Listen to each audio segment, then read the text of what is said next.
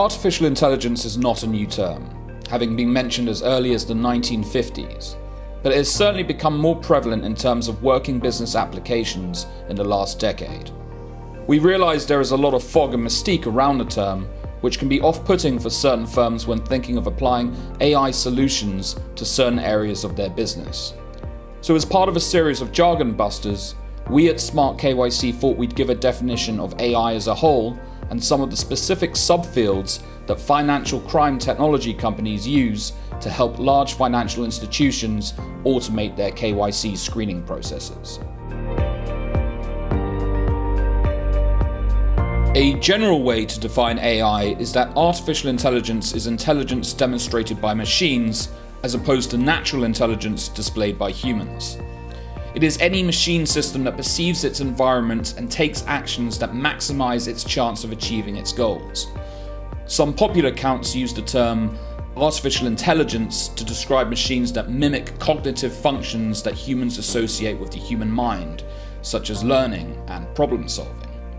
You may see lots of companies in various industries say they use AI to power their product, but with no explanation of what AI they actually use. AI is so broad now, they may as well say they use technology.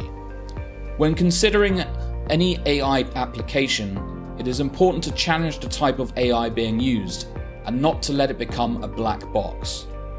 The following are some examples of AI that can be used not only for KYC screening purposes, but for many other applications. Natural language processing, or NLP, is a component of AI whereby computer programs are able to analyze and understand human language as it is spoken and written.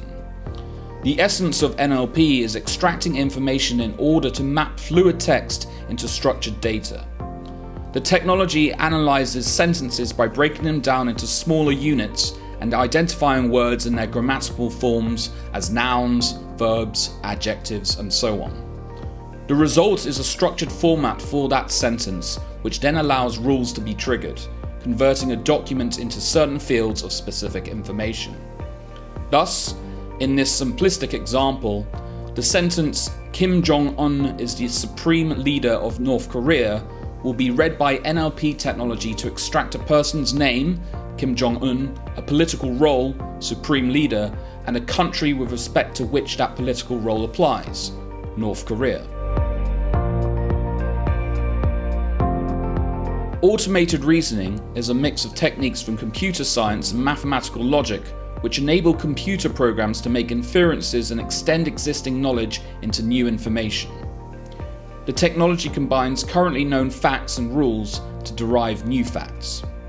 To extend our original example, the technology would take the fact that Kim Jong-un is the supreme leader of North Korea and a policy statement that considers North Korea as a high-risk country. Then, based on the rule, a top politician of a high-risk country is a high-risk individual, the system will infer that Kim Jong-un is a high-risk individual. Machine learning is a type of AI that predicts outcomes without explicit programming. Supervised algorithms require humans to provide both input and desired output, in addition to furnishing feedback about the accuracy of predictions during training. Once training is complete, the algorithm will apply what was learnt to new data. In contrast, unsupervised algorithms do not need to be trained with desired outcome data.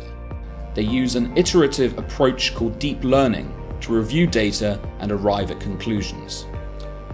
To give another simplistic example, a computer might be provided with a teaching set of photographs, some of which say this is a cat, and some of which say this is not a cat. Then, shown a series of new photos, it would begin to identify which photos were of cats independently, getting smarter at completing its task over time. In terms of using machine learning for KYC screening, err on the side of caution as it can be somewhat of a black box and there are regulations like GDPR that forbid automatic decision-making applications when it comes to individuals. In these cases, machine learning decisions should always be verified by a human being before making a decision about the individual you are searching.